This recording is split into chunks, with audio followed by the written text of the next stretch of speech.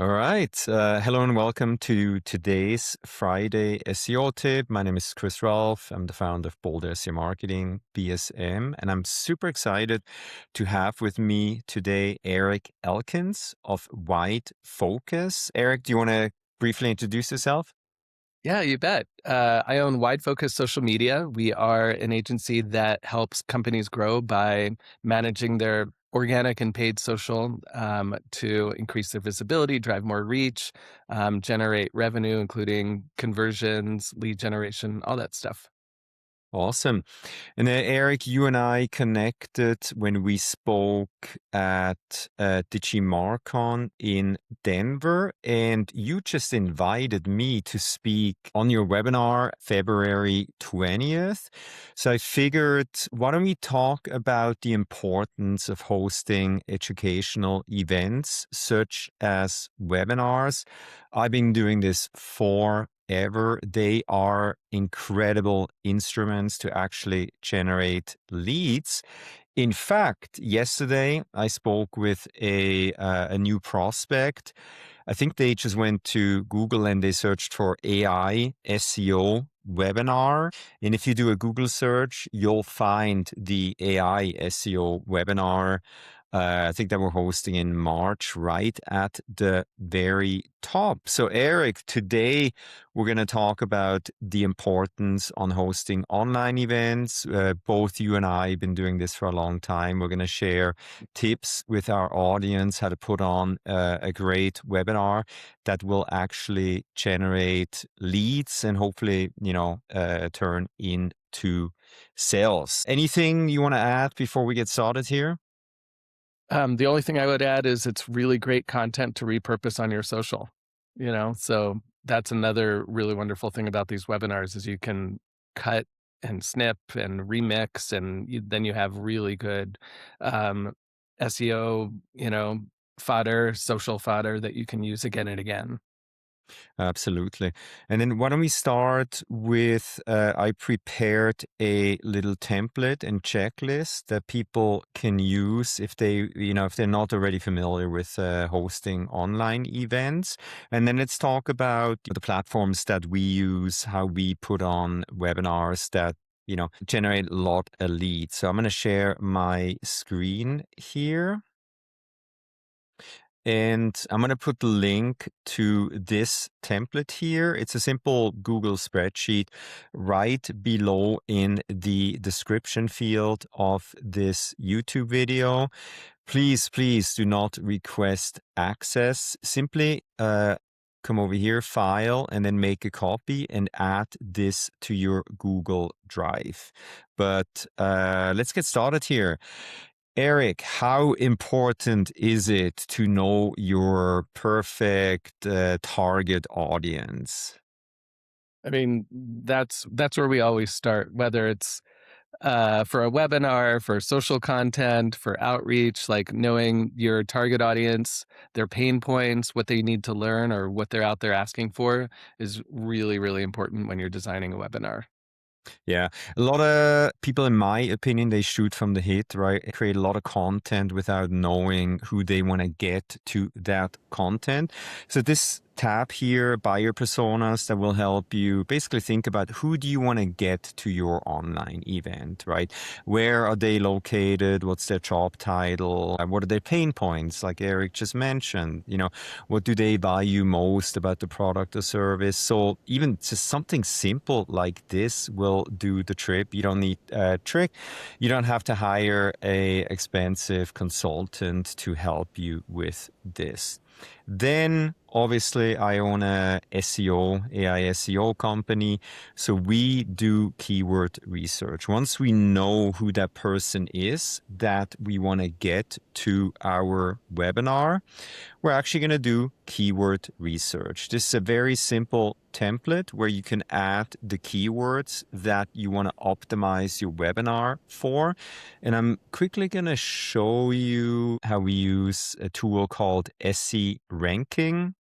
It's my favorite SEO tool that includes a keyword research section here. So basically, let's use AI SEO webinar. We're hosting this webinar now, I think every 3 months or so. Not too long ago, not too many people searched for exactly this search term. Now, all right. So right now, there's not that many people on average searching for this keyword. Why? Well, not too long ago, nobody actually searched for AI SEO webinar, but now, as you can see, more and more people are searching. So I wanted to completely dominate this search term.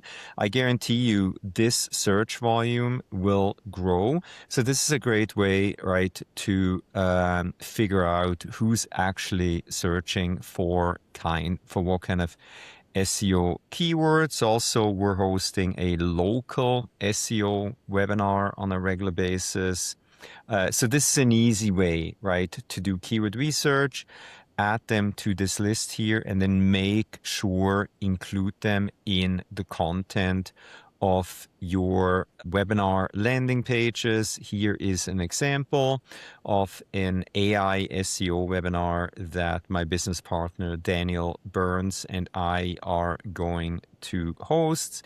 So we make sure that we include keywords such as generative engine optimization, right? AI, SEO tools, etc., etc. So that's why you'll want to perform keyword research, so that you include those keywords in the copy of the content.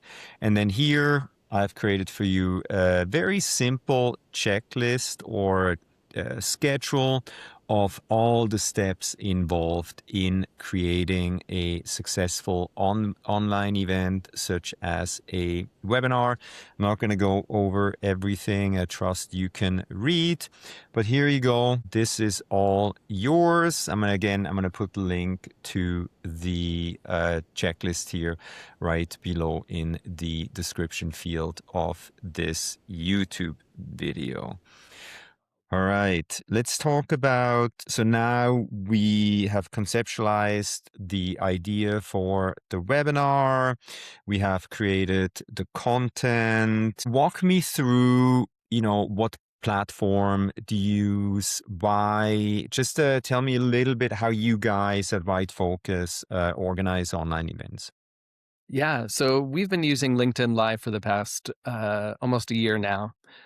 We really like it because not only is it in the LinkedIn canvas, which means it's always available, people can come back and watch it later. It's also just a really good way to use paid LinkedIn advertising to drive up visibility and more RSVPs, and allow your hosts and co-hosts to share within the canvas as well. And for LinkedIn Live, you still need a streaming service. So we use StreamYard, which is great. It gives us a lot of flexibility. But yeah, the first thing to do is, and I'll tell you what, Chris, what got us started on webinars was I knew we needed to do them, and we kept procrastinating. So finally, I just set a date for, I think it was 4 or 6 weeks from a day, and set one up and said, this is what we're talking about. And then it forced us to kind of get it all done on time. And now we're on a steady quarterly cadence. But LinkedIn Live is great for just being able to connect with your larger networks. And it works really well for professional thought leadership as well. Awesome. And how do you handle registration? Is it purely through LinkedIn, or how do people sign up for the webinar? And then how do they get the information? And what happens, once we host the webinar, what do you do afterward? It is, that's probably one of the few drawbacks, is it's hosted fully through LinkedIn. So you get a list of everybody who has, who either RSVP'd or joined at any given time. You get really good metrics on that, but you're not automatically able to email all those people, say, from your own HubSpot or something separately. So you can continue to reach out to them within LinkedIn, and you can do some research to do follow-ups, but mostly it's great for just kind of seeing who's been on, what their job titles are, what they find interesting. And we've had a lot of those people reach out afterwards for more information, or to, talk about having us handle their social media. So I wish it had a better opportunity to keep those email addresses and move them into your larger ecosystem, but that's one thing that's missing from the puzzle with LinkedIn Live. Interesting. So we use Eventbrite as the registration platform. Highly recommend Eventbrite. Google seems to love the Eventbrite platform. So the landing page for our webinars on Eventbrite, they actually start to rank on often page 1 as well. And then you actually get to, you get the email addresses of the people that sign up. You get to email them through the Eventbrite platform. So they have a neat email marketing section. And we do advertise our events a little bit on Eventbrite. And I got to say, the cost per click is shockingly low. I mean, it's in the sometimes single digit cent. Wow. So we get, it's not unheard of. Let me quickly share my screen again here. So you're looking at the back end of our events that we have hosted in the past, where we used Eventbrite as the registration platform. Right here, we had 600 people signed up. The future of SEO, winning with AI search, overviews and geo.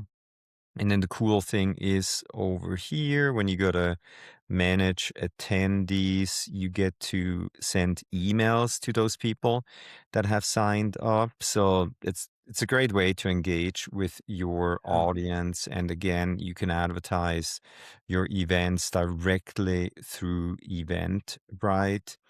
But yeah, and then what do you do? Let me stop screen. So then we host the event. Sorry, what do you do with the recording? Does that go up on your YouTube channel, or how do you guys handle the recording of a webinar?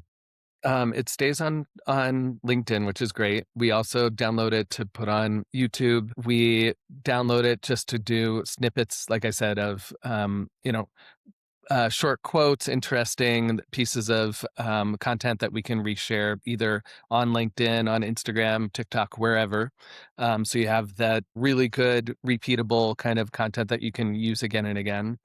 And we also will have it on the website, usually sometimes behind an email address trade for access to it, but usually just kind of available so that people can find it and watch it when they want to. Yeah, yeah. We personally still use Zoom, because then you can live stream the webinar directly to your YouTube channel. I find that it's a great way to reach a lot of people, because there's no limitation in terms of how many people can watch your webinar. If you're watching this video, you're watching this on the BSM YouTube channel. So just go to, if you click on the live tab or videos, you'll see the webinars that we hosted, and they get a lot of views. And then don't, forget that YouTube is the second biggest search engine in Yeah. the world, right? So if somebody is searching for AI SEO webinar, there's a really good chance that they're going to find our content. Again, we're getting more and more leads through the videos that we're producing, such as this Friday SEO tip. Also, one thing that I want to mention is that YouTube videos, it's actually one of the most referenced sources in Google's AI overviews, right? Hmm. Yeah, I just read this study. So creating video content, it's gotten so easy. I mean, Eric, you and I were creating net new content as we speak on a topic. I think that's hopefully interesting to a lot of people out there. Yeah. Yeah. Um, Anything else that you want to share about online events? Anything else? Any other pro tips, Eric?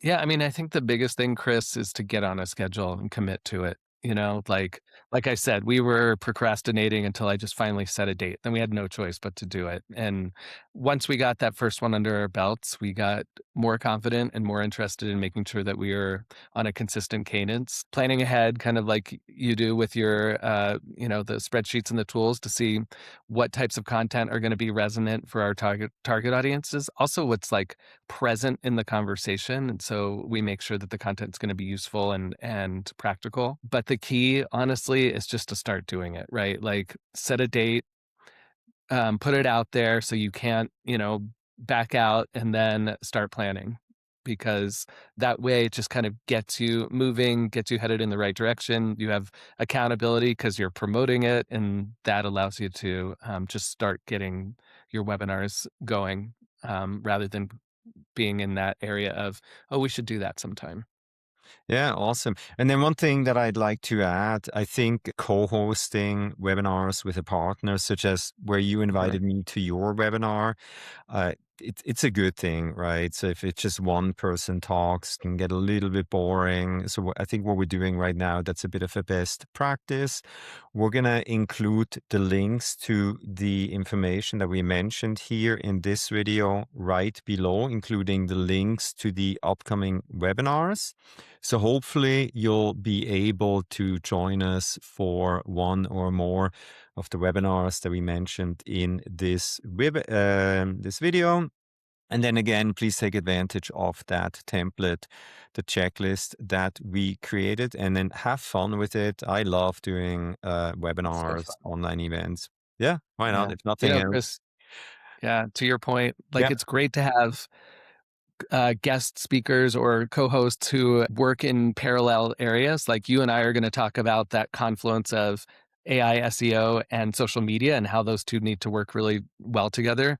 What I've been really working on with my team is getting more team members to co-host or to present, so that they're getting more, not only are they getting more experience in that, they're building their own thought leadership. It shows the breadth of what our team can do, and it brings new voices online, which I think is really important, because I've been the voice or the face of my brand just like you are for so long. For me, it's 18 years now, and I really am trying to like brighten what we do by bringing new voices and other perspectives into it.